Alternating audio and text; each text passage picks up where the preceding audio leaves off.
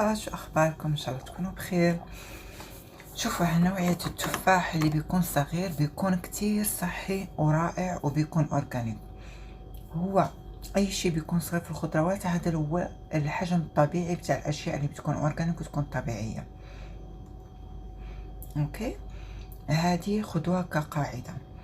زائد فعلا رائع، أنا أكلت منه كتير، هي كانت مليانة، رائع جدا.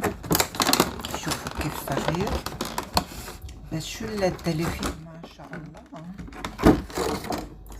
اللذة اللي فيه مو طبيعية. اوكي، من وين اخذته؟ اخذته من بيت سوري.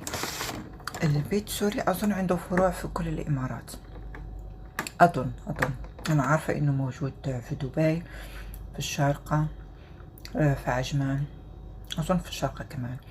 فالمهم في دبي، ورائع رائع يعني، أنصحكم، خضرواتهم رائعة، بيجيبوها من سوريا. وهذا تفاح سوري، بس شو أقول لكم، اللذة ولا أروع، فعلا بتحسوا بتاكلوا شي طبيعي ومريح وبالصحة والعافية. حبيت أشارككم هذا الفيديو القصير، وروحوا كلوا لكم أكل صحي ومفيد. أهم شي الجودة وليس الكمية. مع السلامة حبايبي.